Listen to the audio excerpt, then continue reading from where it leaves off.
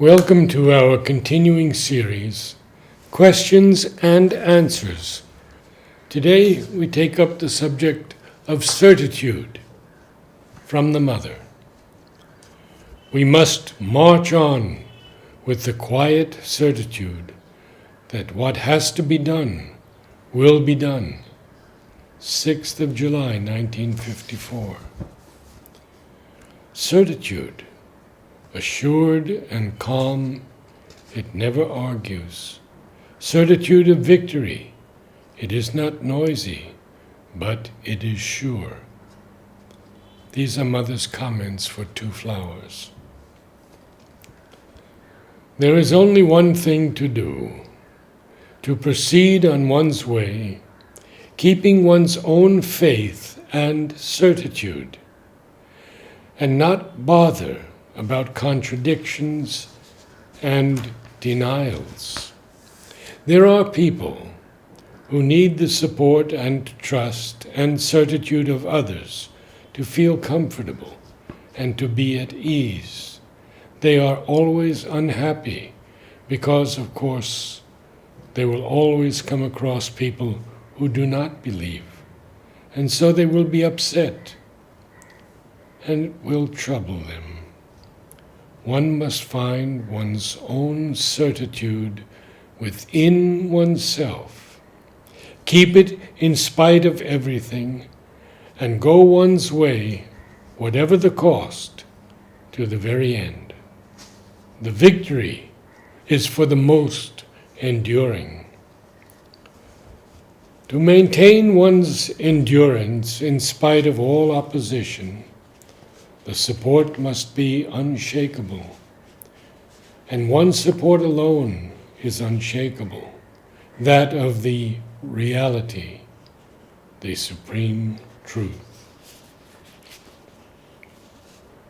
The mother on the flower, unostentatious certitude. Unostentatious certitude is the complete negation of bluff. I find it very beautiful. When I saw this flower, it struck me as something very profound, very calm, and absolutely sure, something unmoving. I don't know why, but the longer I looked at it, the more it gave me that impression. And when I was asked its significance, I said, unostentatious certitude. It is what one might call a superlative good taste in spiritual experience, something that contains more than it expresses. This is what it should be, instead of making children ordinary, with that dull, vulgar common sense, which becomes an inveterate habit, and when something is going well, immediately brings up in the being the idea, oh, that won't last. When somebody is kind, the impression, oh, he will change. When one is capable of doing something, oh, tomorrow I won't be able to do it so well. This is like an acid, a destructive acid in the being, which takes away hope, certitude, confidence in future possibilities. When a child is full of enthusiasm, never throw cold water on it. Never tell him, you know, life is not like that. You should always encourage him. Tell him, yes, at present things are not always like that. They seem ugly. But behind this, there is a beauty that is trying to realize itself. This is what you should love and draw towards you. This is what you should make the object of your dreams, of your ambitions. And if you do this when you are very small, you have much less difficulty Then, if later on you have to undo all the bad effects of a bad education, undo that kind of dull and vulgar common sense, which means that you expect nothing good from life, which makes it insipid, boring, and contradicts all the hopes, all the so-called illusions of beauty. On the contrary, you must tell a child, or yourself, if you are no longer quite a baby, everything in me that seems unreal, impossible, illusory, that is what is true. That is what I must cultivate. When you have these aspirations, not to be always limited by some incapacity, all the time held back by some bad will, you must cultivate within you this certitude that that is what is essentially true, and that is what must be realized. Then faith awakens in the cells of the body, and you will see that you find a response in your body itself. The body itself will feel that if its inner will helps, fortifies, directs, leads, well, all its limitations will gradually disappear. And so, when the first experience comes, which sometimes begins when one is very young, the first contact with the inner joy, the inner beauty, the inner light, the first contact with that, which suddenly makes you feel, that is what I want. You must cultivate it, never forget it, hold it constantly before you. Tell yourself, I have felt it once, so I can feel it again.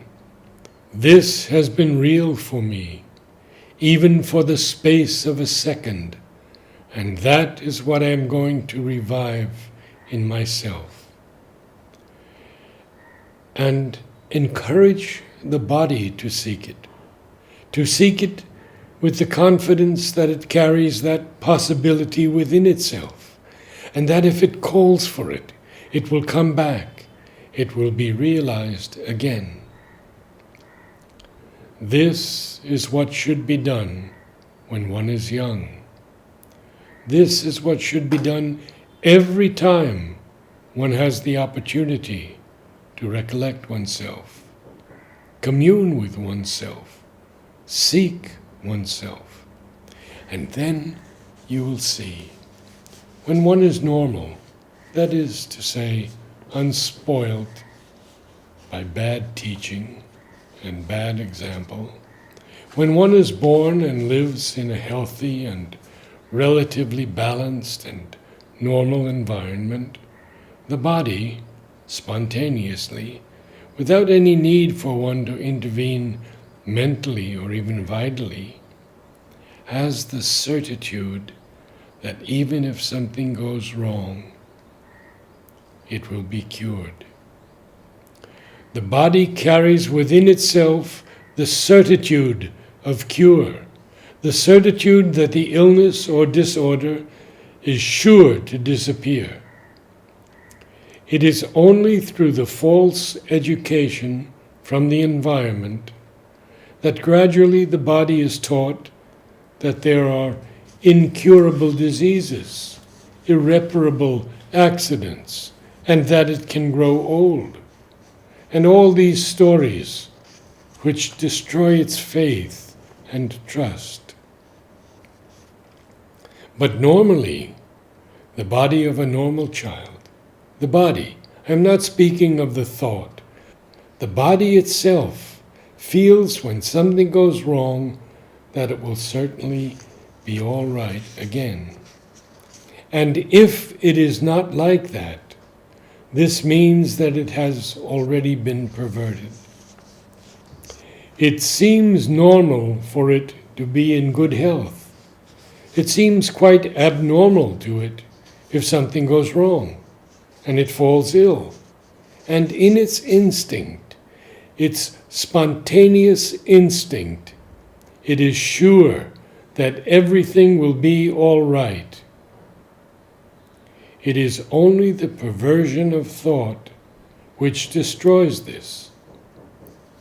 As one grows up, the thought becomes more and more distorted.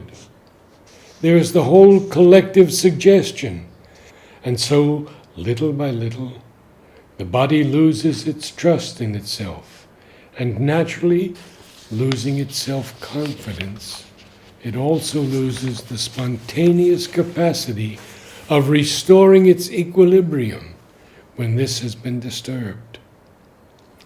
But if, when very young, from your earliest childhood, you have been taught all sorts of disappointing, depressing things, things that cause decomposition, I could say disintegration, then this poor body does its best, but it has been perverted, put out of order, and no longer has the sense of its inner strength, its inner force, its power to react. If one takes care not to pervert it, the body carries within itself the certitude of victory. It is only the wrong use we make of thought and its influence on the body, which robs it of this certitude of victory. So, the first thing to do is to cultivate this certitude instead of destroying it. And when it is there, no effort is needed to aspire, but simply a flowering and unfolding of that inner certitude of victory. From Sri Aurobindo. All the same, I have started writing. But I will begin not with doubt, but with the demand for the divine as a concrete certitude, quite as concrete as any physical phenomenon caught by the senses. Now, certainly, the divine must be such a certitude, not only as concrete, but more concrete than anything sensed by ear or eye or touch in the world of matter. But it is a certitude not of mental thought, but of essential experience. When the peace of God descends on you, when the divine presence is there within you, when the Ananda rushes on you like a sea, when you are driven like a leaf before the wind by the breath of the divine force, when love flowers out from you on all creation, when divine knowledge floods you with a light which illumines and transforms in a moment all that was before dark, sorrowful, and obscure. When all that is becomes part of the one reality, when the reality is all around you, you feel at once by the spiritual contact, by the inner vision, by the illumined and seeing thought, by the vital sensation, and even by the very physical sense. Everywhere you see, hear, touch only the divine. Then you can much less doubt it or deny it than you can deny or doubt daylight or air, or the sun in heaven. For of these physical things you cannot be sure, but they are what your senses represent them to be. But in the concrete experiences of the divine, doubt is impossible. Even with a deficient faith, a fixed mind and will can carry one on and bring the experiences by which an uncertain faith is changed into certitude. It is not a hope, but a certitude that the complete transformation of the nature will take place. Faith is a certitude in the soul, which does not depend on reasoning, on this or that mental idea, on circumstances, on this or that passing condition of the mind or the vital or the body. It may be hidden, eclipsed, may even seem to be quenched, but it appears again after the storm or the eclipse. It is seen burning still in the soul when one has thought that it was extinguished forever. The mind may be a shifting sea of doubts, and yet that faith may be there within, and if so, it will keep even the doubt-racked mind in the way, so that it goes on in spite of itself towards its destined goal. Faith is a spiritual certitude of the spiritual, the divine, the soul's ideal, something that clings to that even when it is not fulfilled in life, even when the immediate facts or the persistent circumstances seem to deny it. This is a common experience in the life of the human being. If it were not so, man would be the plaything of a changing mind or a sport of circumstances. Namaste.